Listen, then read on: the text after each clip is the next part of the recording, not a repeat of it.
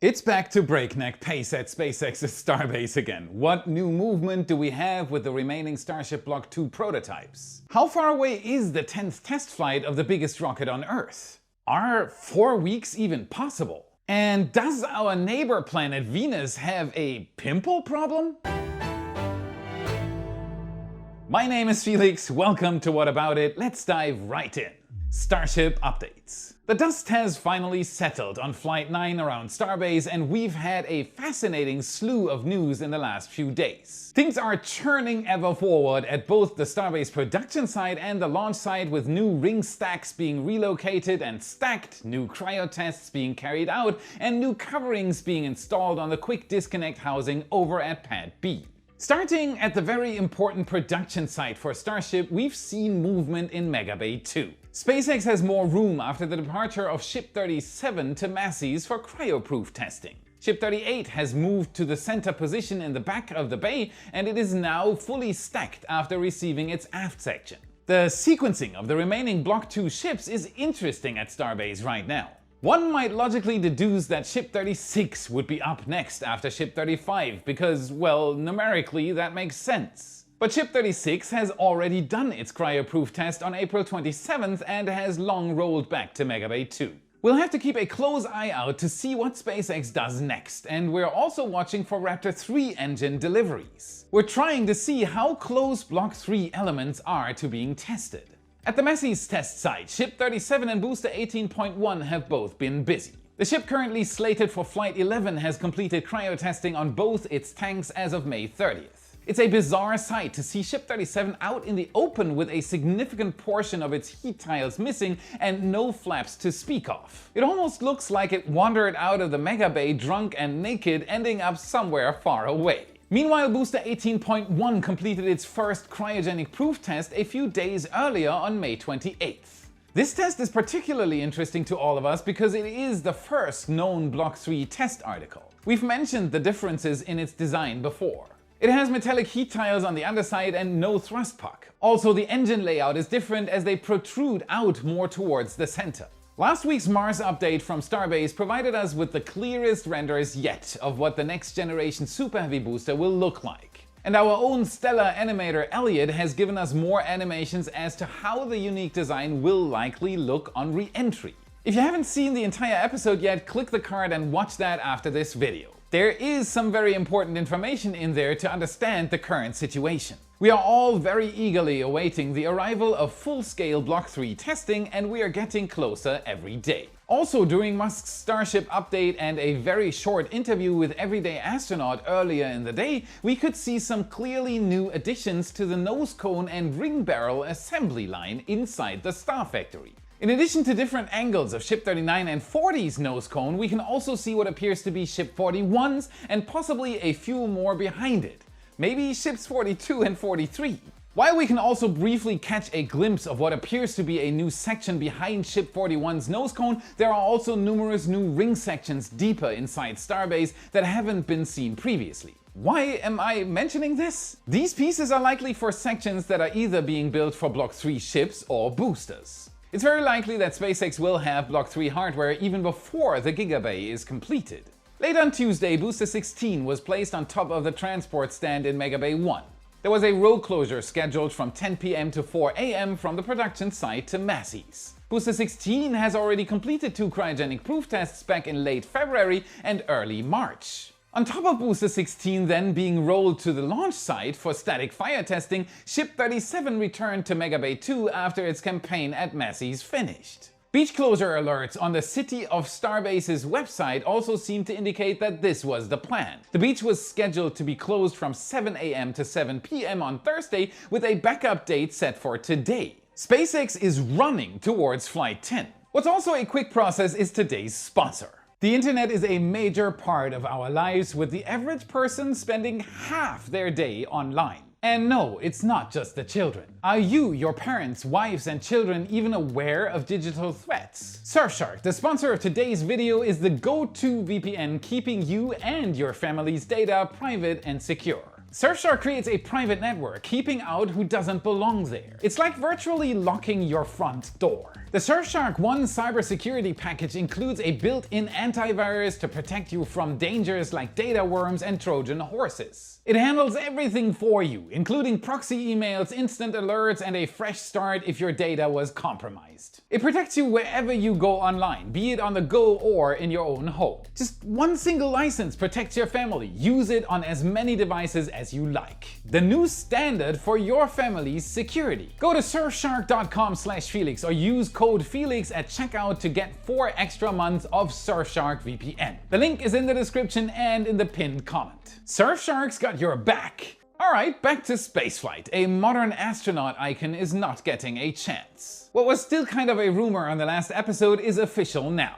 Jared Isaacman's nomination to lead NASA has been pulled, just days before a likely Senate confirmation vote. We already reported on the initial removal, but new details are starting to emerge. According to multiple sources, the withdrawal came after quiet but sustained pressure from within the administration. Not because of Isaacman's qualifications, but because of different views. Political campaigning ultimately pushed him out, even as others like Mark Kelly were trying to rally his support. While we'd love to believe that Isaacman would have enacted sweeping, forward-thinking change across the organization with minimal resistance, it is clear that would not have been the case. The fact that he was targeted for being Elon Musk's guy would have possibly meant that he would have had to face an uphill battle at every turn had he been chosen. We talked about there not being a replacement nominee announced yet. One name floating around is Lieutenant General Stephen Quast, a former Air Force commander. He possibly has strong views about space as a national security frontier. If true, that would mark a major pivot toward a more defense-aligned vision for NASA, potentially shifting focus away from pure science. That has a lot of people worried, and understandably so. Jared Isaacman wasn't just another nominee like we've seen in the past. He is accomplished and inspiring at the same time. Losing him feels like losing momentum, but here's the thing. Spaceflight doesn't run on appointments alone. Starship is still flying and Raptor engines are still firing, and the core reasons to be excited, they haven't changed. NASA's future is bigger than that of any one administrator. If you zoom out past the politics, you'll see the same thing we do. A space program that's still pushing forward, still filled with promise, and still worth rooting for and getting crazy excited about. None of that has changed. The reason why I'm mentioning this is because, as always, I've been reading your comments on the last episode. Cheer up, my friends. Spaceflight as it is right now has never been more promising. What's also never been more promising and vital is what we do at Y. And creating Y episodes is a team effort too. Even if you don't know it yet, you're very much a part of this team and can help me out easily. Our channel metrics show over 4 million returning monthly viewers who have not subscribed yet. Help improve the channel and double check that you've hit the subscribe button to stay up to date with our updates. Like this video if you appreciate the content and become a Y supporter for extra content. Click the join button, secure your access to up to 7 picture galleries per week, satellite, aerial and ground photos and 3D animations, chat with me and gain more insights on the topic you love. The entire team is waiting for you, you rock! Alright, where were we? Right, SpaceX wants to get to Mars in the next 18 months. If SpaceX really does want to send 5 ships to Mars in less than 2 years, everything has to start working soon. And that means launch infrastructure can't just be cool looking, it has to be ready. Even with a whole fleet of Starships, if there is nowhere to launch them from, the mission doesn't happen. Currently, Pad 39A is a critical piece of infrastructure at Cape Canaveral in Florida, one of the future central Starship launch locations. The good news is they've already shown what's possible back in Texas. Pad B at Starbase broke ground in 2023 and construction has moved fast by any standard. Foundation work on the flame trench began shortly after the first orbital flight test. Excavation, rebar and trench reinforcement carried on through the rest of 2024. By early 2025, a custom steel flame diverter was delivered and installed. Tower 2 is fully stacked, fitted with slightly shorter chopstick arms and has already completed initial motion tests. The orbital launch mount has been placed and is being integrated with the trench. They are working on the QD arm and plumbing. All told, it has taken SpaceX about 18 months to go from bare dirt to a nearly complete pad.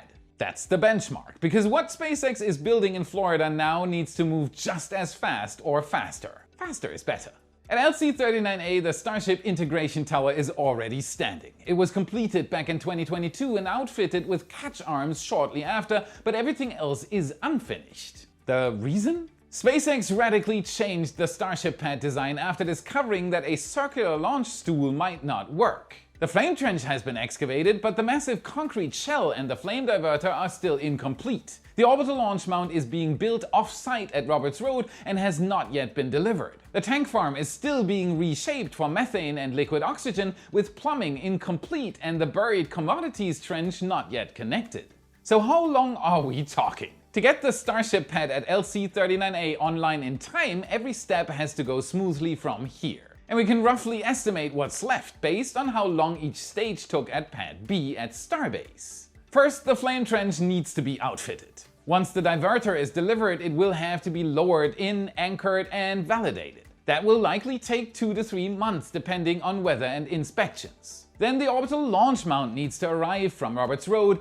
It has to be lifted into position, welded, and integrated with the quick disconnect arms and pad plumbing. That step could take another 3 to 4 months. Next, the tank farm has to be finished. Horizontal LOX tanks, methane systems, vaporizers, and nitrogen lines all have to be installed and tied together. This includes full flow testing, line chilling, and safety checks. If things go well, this could take 4 to 6 months. After that comes integrated pad testing, wet dress rehearsals, static fires, software validations, and ground control drills. This final phase could take an additional 2 to 3 months. If every step hits its mark and SpaceX can do some of these tasks in parallel, LC-39A can possibly be ready sometime late in 2025 or spring of 2026. But that's only half the story. SpaceX also needs a launch license. The FAA's environmental review is still ongoing, and the final environmental impact statement is expected in late 2025. Only after that can the license be issued, and any delay there, even by a few months, would threaten the whole timeline. So yeah, it is going to be a close one for 2025. But SpaceX has done it before. Pad B shows what they're capable of when everything aligns. They learn fast, they move fast, and right now, Florida is their next big project. Especially considering that the first parts of a second Starship launch pad to be constructed at LC-39A have been spotted. Imagine seeing 2 towers come into service in Florida in 2026. That's the awesome stuff I meant. Before anything can go to Mars, Starship needs places to launch from. And yeah, the clock is ticking. So when can we expect Starship Flight 10 to happen? Ship 36 is close to its static fire, Booster 16 as well. Those should not cause any delay anymore and will likely take up to 4 weeks to complete. Pad A will be ready for another launch in a few days, so my current estimate for the earliest possible launch day of Starship Flight 10 currently stands at June 25th. This would align with Musk's estimate of a launch being 3 to 5 weeks out from now. And just as we wanted to close the episode down, Booster 16 was lifted onto Starbase Pad A for static fire testing. This underlines my estimate even more. SpaceX wasn't joking when they stated a launch cadence of 4 to 6 weeks after Flight 9. Fantastic news, go Starbase! Also, Y Media is hiring again. Our amazing assistant Carrie will be leaving us soon, and we are looking for someone just as reliable and organized to take over. If you are incredibly organized, reliable, and self-sufficient, come aboard the hype train. You'll be responsible for payroll through QuickBooks, handling US tax documents, keeping our financials in order, and being a part of a crazy bunch of people. But it doesn't stop there. You'll be at the heart of what makes Y what it is. If you're great with numbers, love keeping things structured, and can work independently with precision, check the link in the description, fill out the form, and maybe you'll be the next person helping us bring spaceflight news to the world. NASA's clean rooms are some of the most tightly controlled environments on Earth. Same as our payroll. These are the places where interplanetary spacecraft are assembled, and every surface is regularly sterilized to avoid even the smallest risk of contamination. But even here, life finds a way. Scientists have just discovered 26 brand new species of microbes inside the clean rooms used to prepare the Phoenix Mars lander.